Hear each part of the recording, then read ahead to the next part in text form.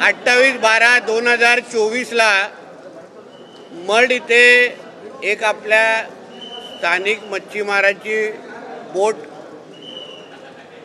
नुकसान मोठ्या प्रमाणामध्ये झालेलं, हे आमचे आदरणीय टिपरी जी आहेत ही ह्यांची बोट होती आणि मग त्यानुसार आमच्या मत्स्य व्यवसाय खात्याने त्या संबंधित मी स्वतः त्या दिवशी त्यांच्याशी बोललेलो, आमचे आमदार पाटीलजींनी पण त्या संबंधित मला पत्र दिलं आणि मग आमच्या खात्याने पाठपुरावा करून ह्यांना आणि ह्यांच्या कुटुंबाला पंचनाम्यानुसार जी रक्कम नुकसान भरपाईची होती ती सगळी रकमेचा चेक आत्ताच राज्याचे मुख्यमंत्री आदरणीय देवेंद्र फडणवीस साहेबांच्या हस्ते त्यांना सुपूर्द केलेला आहे।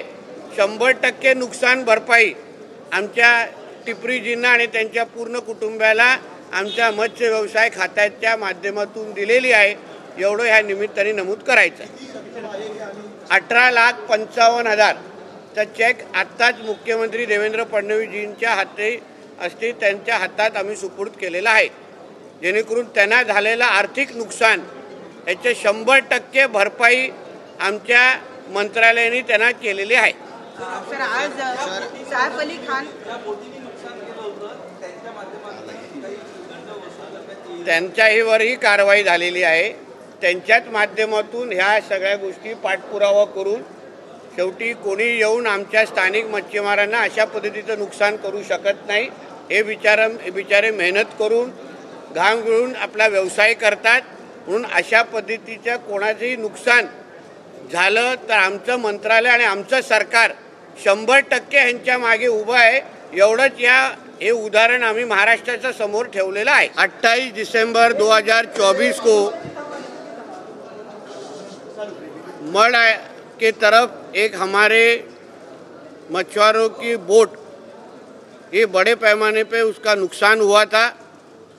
उस फैमिली का नाम टिपरी है और उनकी पूरी फैमिली आज इधर मौजूद है।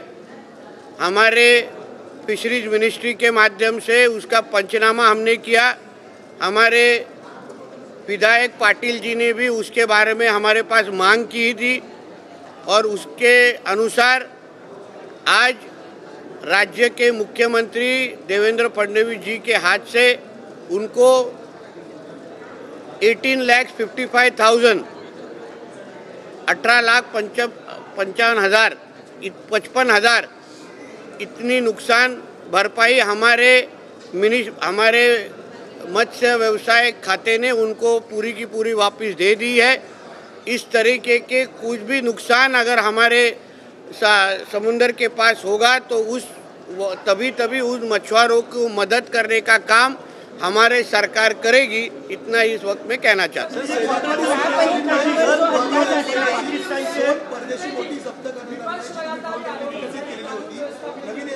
काय ड्रोन मार्फत जी तुम्ही एकंदरीत प्रणाली विकसित केली होती त्याच्या माध्यमातून दोन बोटी जप्त केल्याची माहिती समोर रत्नागिरीमधून, आता यापुढे अशा प्रकारच्या परकीयच्या बोटी येतात, साप लावला नाही? नक्की, त्यासाठी तर ड्रोन आणलेला आहे ना। ड्रोनने काय आम्ही फॅमिली फोटो काढायलासाठी ड्रोन नव्हते ते। अशा पद्धतीच्या आमच्या किनारपट्टीवर कोणीही परकीय अतिक्रमण करून आमच्या किनारपट्टीला अगर असुरक्षित ठेवण्याचा कोण प्रयत्न करेल, कोण वाकड्या नजरेने बघेल, सागरी सुरक्षेच्या अंतर्गत जे काल त्याचा उल्लेख आदरणीय पंतप्रधानांनी पण केला होता की सागरी सुरक्षा ही आपल्या देशाच्या दृष्टिकोनातून फार महत्त्वाची आहे, त्यानुसार ते ड्रोन जे लावलेले आहेत त्यानुसार कारवाया फार मोठ्या प्रमाणामध्ये सुरू आहे। माझा विश्वास आहे येणाऱ्या काळामध्ये आपल्या किनारपट्टीवर कोणीही वाकड्या नजरेने बघणार नाही। निश्चित पद्धतीने बाहेरून येणाऱ्या ह्या ज्या काही अतिक्रमण आहेत त्यांच्यामध्ये भीतीचं वातावरण निर्माण होईल। पाकिस्तानचे माजी मंत्री फवाद चौधरी म्हणतात भारतात मुस्लिम कलाकार सुरक्षित नाहीये आणि त्याला हिंदू महासभा जबाबदारी केलेलं आहे। मग एवढंच त्यांची चिंता आहे तर परत पाकिस्तानमध्ये घेऊन जावा ना त्यांना। आमचं म्हणणं आहे की भारतामध्ये आमच्या हिंदू राष्ट्रामध्ये जे आमच्या भारताला हिंदू राष्ट्र म्हणतात ते सगळे सुरक्षित आहेत।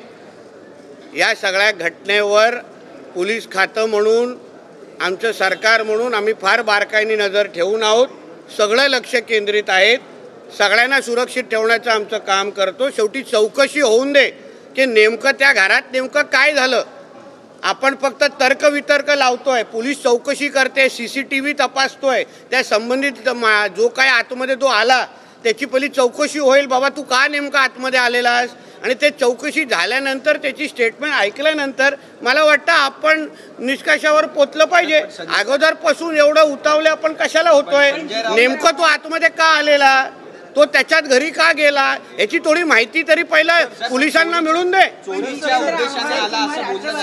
अहो बोललं जातं, एक लक्षात घ्या, पोलीस चौकशी सुरू आहे. पोलीस चौकशी संपल्यानंतर त्याची ते स्टेटमेंट ऐकल्यानंतर आपल्याला नेमकं कळेल तो आतमध्ये का आलं, मग ह्या सगळ्या स्टोऱ्या लावू शकतो. नाहीतर हे प्रत्येक हे ऐकून बाबा, नाहीतर प्रत्येक जण आता तुम्ही काही बोलू शकता. चोरीच्या प्रकरणात आहे तो काही वेगळा, काही मसाज द्यायला पण आला असेल आतमध्ये.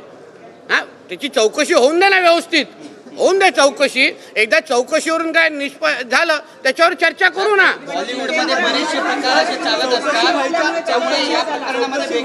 तुम्ही आपसात टॉस उडवा आणि मला सांगा कोणाला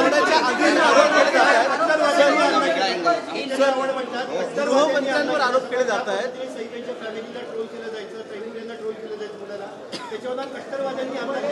म्हणून तुम्हाला बोलतो, प्रत्येक गोष्टीमध्ये कट्टरवाद आणि हिंदू समाजाचं सातत्याने बदनाम करण्याचं जे काय हे षडयंत्र, यांच्यासारख्या जिहादी मानसिकतेच्या माध्यमातून लोकांकडून सातत्याने होत आहे. काही झालं तर हिंदू समाजाकडे बोट उचलायचं, काही झालं तर हिंदुत्ववादी संघटनेला आरोप करायचा. बॉम्ब ठेवणारे वेगळे असतात, जिहाद करणारे त्यांच्याच मतदारसंघामध्ये किती आहे जरा जितेंद्र आव्हाडनं बघायला सांगा आणि मग दुसऱ्यांवर बोट उचलायला सांगा. म्हणून जास्त खोलात गेलं, एकदा चौकशी होऊन दे. चौकशी झाल्यानंतर दूध का दूध पाणी का पाणी होईल, मग बोलू. विभाग आहे या ठिकाणी नाईट पार्टीसाठी हा ओळखला जातो. हाँ बराबर, म्हणजे सैफ अली खान के घर के अंदर हुई मतलब राज्य की कानून व्यवस्था बिगड़ी हुई. अच्छा है, अच्छी सोच है.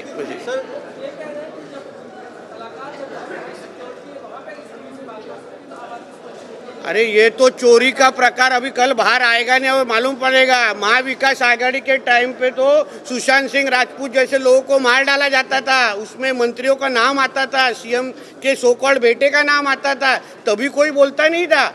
आज जैसे मैंने एक किसी ताई को फोन करके रोते हुए देखा, कभी सुशांत सिंह राजपूत जैसे आदमी के लिए रोते हुए हमारे सुप्रिया ताई को सुना नहीं था हमने.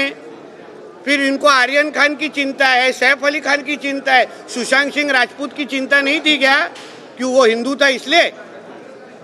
नितेश राणेच्या बँड्राच्या ज्या भागामध्ये हल्ला झाला त्या भागामध्ये बॉलिवूडच्या नाईट पार्टी असतात, त्यामुळे याचे तार त्याच्याशी पण जोड. माझं म्हणून बोलतोय, थोडं जरा त्याची चौकशी पूर्ण होऊन दे. चौकशी पूर्ण झाल्यानंतर तुम्हाला कळेल की नेमकं काय सत्य होतं आणि मग त्याच्यावर आपण ही सगळी वेगळी चर्चा क्षेत्र ठेवू. आम्ही परत अर्धा तास येतो आणि बसत गप्पा मारत बसू. चौकशी व्हायच्या आधी संजय राऊत हे देवेंद्र फडणवीस यांच्यावर आरोप करतायत. हो, पण तीच चर्चा ताईंनी कधी सुशांत सिंह राजपूतच्या घरच्या लोकांशी केली नाही, ती कधी दिशा सालियांच्या घरच्या लोकांशी केली नाही. मग जेव्हा आर्यन खान असतो तेव्हा ताईला चिंता असते, सैफ अली खान असतो तेव्हा ताईला चिंता असते, कधी राजपूत असतो तेव्हा ताईला चिंता नसते. धन्यवाद.